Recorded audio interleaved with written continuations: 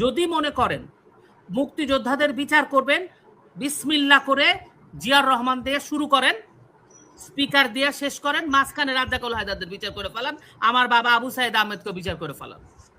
অনেক ধন্যবাদ আমাদের দর্শকদের, আমাদের অতিথি রাজ্জাকুল হায়দার ভাই, আমাদের সুজাত ভাই এবং বিপুল ভাই। এই যে ভদ্রলোক 2 দিন পর পর কথা বলে, স্বরাষ্ট্র মন্ত্রী, রাইট, সালাউদ্দিন সাহেব, তারপর বিএনপি আর কি, সোজা কথা, 2 দিন পর পর নানা ধরনের বয়ান দেয়। ওনারা আমরা বিচার চাই, আমরা সুষ্ঠু বিচার চাই, তদন্ত হোক, বিচার হোক। যদি বিচারে মুক্তিযোদ্ধারা দায়ী হয়, বিচার করেন না মুক্তিযোদ্ধাদের, দেখি করেন বিচার। এখানে একজন মুক্তিযোদ্ধা বসে আছে, আমার বাবা মুক্তিযোদ্ধা। আপনার দলের প্রধান যে ব্যক্তি, সভাপতি তারেক রহমান, তার বাপ মুক্তিযোদ্ধা, বিএনপির প্রতিষ্ঠাতা জিয়াউর রহমান, সেও মুক্তিযোদ্ধা, বিচার করেন। তারপরেও বিচার চাই, সুষ্ঠু যেটা, তদন্ত হবে, বিচার হবে। মুক্তিযোদ্ধারা অপরাধী হলে বিচার করেন, পাকিস্তান হয়ে যান। ফাইজলামি করেন,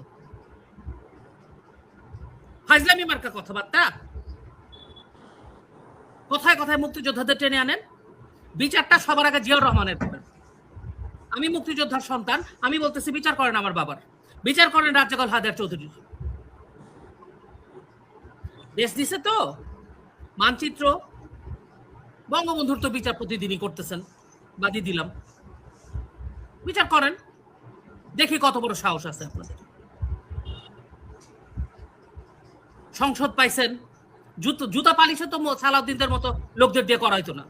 সচিব হয়েছেন, সরকারি চাকরি করছেন, এখন আবার সংসদের মন্ত্রী। ন্যূনতম রেসপেক্ট, ন্যূনতম লজ্জা, হায়া কোনো কিছু নেই।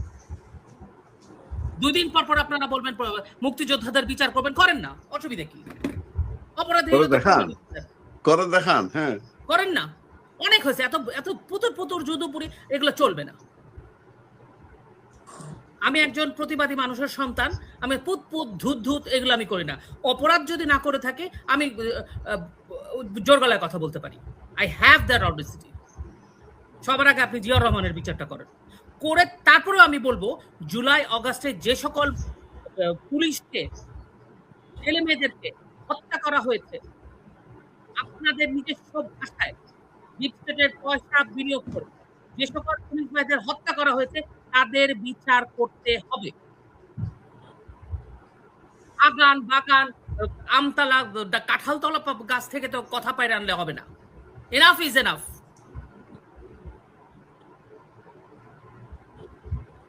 কোনো কিছু করার মুরদ নাই, কোনো কাজ করার মুরদ নাই, কোনো মানে চিপার মধ্যে পড়ছেন তো কি পরিমাণ কম্প্রোমাইজটা করে এই বিএনপি সরকারটা ক্ষমতায় আসছে আপনারা চিন্তা করতে পারেন? তার ইউনুসের সাথে, এই সমন্বয়ক নামক গুন্ডাদের সাথে, ডিপ স্টেটের সাথে কোন লেভেলের কম্প্রোমাইজ করছে আপনারা বুঝতে পারছেন? দেশ তো বেঁচে দিছে, এখন মুক্তিযুদ্ধও বেঁচে দিতেছে। মানচিত্রটা বেঁচে দেন, বাংলাদেশ নাম থাকারই দরকার নাই, কারণ মুক্তিযোদ্ধাদের যখন বিচার করবেন তাহলে তো আর বাংলাদেশ থাকার কথা না। পূর্ব পাকিস্তান হয়ে যান, পশ্চিম পাকিস্তান, কি পাকিস্তান ছিলাম আমরা জানিও না, এগুলা ফালতু হয়ে যান, মিলে যান, কনফেডারেশন হয়ে যান, অসুবিধাটা কি? 2 দিন পর পর বেয়াদবির একটা সীমা থাকা দরকার। কিসের কি আপনারা মাননীয় স্বরাষ্ট্রমন্ত্রী? ফাইজলামি। আপনি আমি 14 বার করে বলছি, আপনি আমাকে আজকে শোটাতে আনেন না, বলছিলাম না কথাটা? বিপুল ভাই, বলতে হবে তো, টেম্পারমেন্ট থাকে না, বুঝছেন? এই দেশটাকে যে মানুষগুলা স্বাধীনতাটা এনে দিছে, 30 লাখ শহীদ, মা বোনের সম্ভ্রম, এই যে মুক্তিযোদ্ধা সামনে বসে আছে, দিস ইজ লিটারেলি ডিসরেসপেক্টফুল। কথায় কথায় আপনারা মুক্তিযোদ্ধাদেরকে আনতে পারেন না।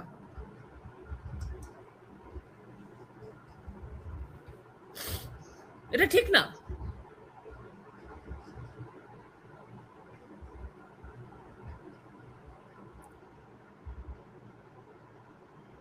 এখন কথা হচ্ছে যে এরা সংসদে তারা যেসব কথাবার্তা বলতেছে সেসব কথাবার্তা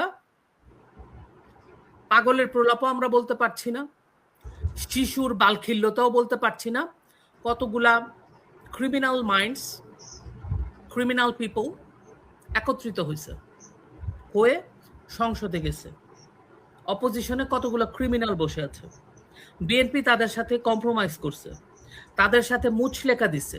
এই যে বলে না তারেক রহমানকে মুচলেকা গভর্নমেন্ট, আমি নিজের কাছে নিজেকে বলি 1-1.5 মাস হয়েছে, 1.5 মাস হয়েছে, 2 মাস হয়েছে, 1 বছর যেতে দাও, করো। বিএনপির একজন স্বাস্থ্যমন্ত্রী বলতেছে 8 বছর বলে টিকা দেওয়া হয় না বলে 9 মাসের এই শিশুটি সাউন্ড ভিতরে চলে যাচ্ছে। যেই শিশুর টিকা 9 মাস বয়সে প্রথম দিতে হয়, 15 মাস বয়সে দ্বিতীয় ডোজ দিতে হয়, MMR, মাম্পস মিজেলস রুবেলা, এটা সবাই জানে, এটা ম্যান্ডেটরি টিকা। সেই টিকাটার কথা বলছে 8 বছর যাবত বলে কোনো ইয়ে হয় নাই, সেজন্য নাকি এখন নাকি হাম হইতেছে। 8 বছর পর আগের কারণে এখন হাম হইতেছে, এখন বলে বাচ্চা মরে যাচ্ছে। যেই বাচ্চাটা মানে যেই বাচ্চাগুলার হাম হচ্ছে সেই সময় শেখ হাসিনা গভর্নমেন্ট নাই ক্ষমতায়। ইউনুস এই লেভেলের ডাম হেডেড গাধাদেরকে নিয়ে সংসদে মন্ত্রী বানায় বসে আছে তারেক রহমান। আর ইনি ডাম্প না, ইনি গাধাও না, ইনি এইসব সরকারি চাকরি করা সালাউদ্দিন সাহেব, শিলংয়ে থেকে আসছে, বহু ঘাটের জল খাওয়া। উনি মনে করতেছে একবার মুক্তিযোদ্ধাদেরকে নিয়ে খেলবে, আরেকবার ইউনুস বাহিনীকে নিয়ে খেলবে, রাজাকারদেরকে নিয়ে খেলবে। এগুলো চলবে না। আপনাদের খেলা বন্ধ করেন।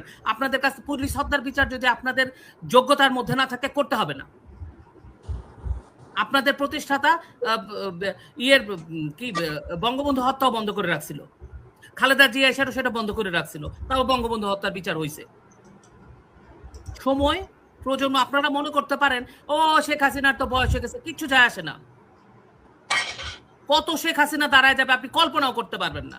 বুঝেন নাই, পারলেন না তো। যে মেটিকুলাস ডিজাইন ইউনুস করছিল পারছে, আমেরিকাও পারবে না।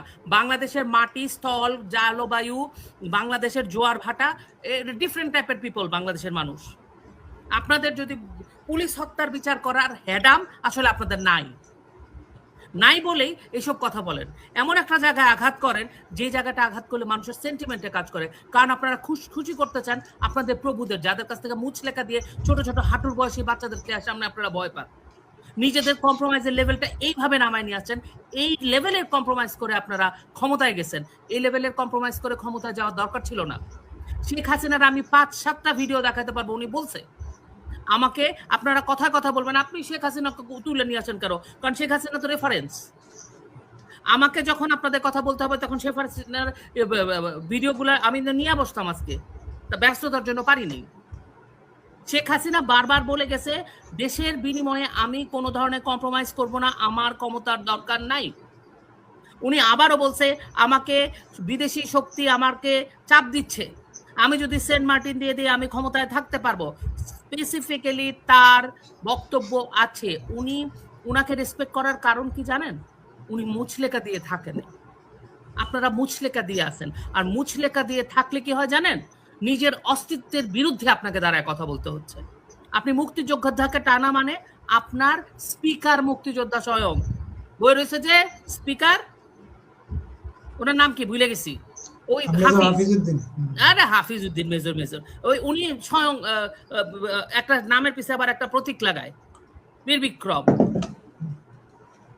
ওইটা বলতে খুব মজা লাগে, আমি বীর মুক্তিযোদ্ধা, বীর বিক্রম। কিন্তু সেটাকে আপহোল্ড করার জন্য আমাদের মতো মানুষের দরকার হয়। আপনার মুখের উপরে বৈশা হাফিজ সাহেব, আপনি একটা কিসের স্পিকার? আপনি বসে আছেন, আপনার সামনে বলতেছে যুদ্ধাপরাধীদের জন্য শোক প্রস্তাব, আপনার সামনে বলতেছে পুলিশ হত্যার বিচার চাইলে আপনার মুক্তিযোদ্ধারও বিচার করতে হবে। আপনি স্পিকারশিপ ছেড়ে দেন। ফজলু আঙ্কেল যে এত কথা লম্বা বললেন, তা আপনি দাঁড়ায় বলেন না কেন? আপনি ওয়ার্কআউট করেন না কেন? আপনি কেন দাবি জানান না যে এক্সপ্যান্ড করতে হবে এসব ফালতু কথা? শোনেন, এটা কেন করেন না জানেন? কারণ আপনাদের সবার ক্ষমতার লোভ আছে। আপনাদের আপনাদের লোভ আর শেষ হয় না জীবনের শেষ প্রান্তে এসে। কিন্তু সবচেয়ে বড় পরিচয় আপনারা একটাই দেন, আমরা মুক্তিযোদ্ধা ছিলাম, আমরা বীর বিক্রম, বীর উত্তম। শেষ কথা আপনাদের ওইটাই বলতে হয়, কিন্তু এইটাকে যে নিয়ে স্টেডিলি দাঁড়ায় থাকা, ওইটার জন্য আপনাদেরকে পাওয়া যায় না। তো আমার কথা হচ্ছে এইসব এইসব ছাগল পাগলদের কথা নিয়ে ভিডিও করলে, টক শো করলে আমাকে আর ডাইকেন না। ছাগল পাগলদের কথা আমি পাত্তাও দিই না, এবং সবচেয়ে বড় কথা, এদের কাছ থেকে বিচার আশাই করি না, আমি অনেস্টলি। কারণ বিচার করার মতো যে গাটস, সত্যবাদিতা, একনিষ্ঠতা, আই টু আই কথা বলা, সেটা এই সংসদে যারা আছে সরকারি দলে তাদের কারণ নাই। আমার কথা ভিতরে চলে যাচ্ছে। বললাম তারা গত 2 বছরে কম্প্রোমাইজড। সেই জন্য সত্য কথা বলা, বিচার তো বহু দূরের ব্যাপার, সত্য কথাটাকে অ্যাকসেপ্ট করা, নিজে অ্যাডমিট করা, সে গাটসটা তাদের নেই। যদি মনে করেন মুক্তিযোদ্ধাদের বিচার করবেন, বিসমিল্লাহ করে জিয়ার রহমান দিয়ে শুরু করেন, স্পিকার দিয়ে শেষ করেন, মাঝখানে রাজ্জাকুল হায়দারদের বিচার করে ফেলান, আমার বাবা আবু সাইদ আহমেদকে বিচার করে ফেলান। বাট জুলাই আগস্টে যে 3000-এর উপরে পুলিশ হত্যা করা হয়েছে, তাদের বিচার যদি না করতে পারেন, তাহলে একসেপ্ট করেন, মাফ করে দে মা, ছেড়ে দে মা, কেঁদে বাঁচি, আমাদের ভুল হয়েছে, ঘাট হয়েছে, মুচলেখা দিয়ে ক্ষমতায় গেছি, আমরা কোনো বিচার টিচার করতে পারবো না, এটা স্বীকার করেন। আর স্বীকার না করতে পারলে কোনো স্টেটমেন্টে দিয়ে না, চুপ করে থাকেন, চেপে যান। আপনাদের বল, আপনাদের আমাদের বোঝা হয়েছে, আর অপেক্ষা করতে থাকেন, ঝড় আপনাদের জন্য আসতেছে। আপাতত এতটুকু।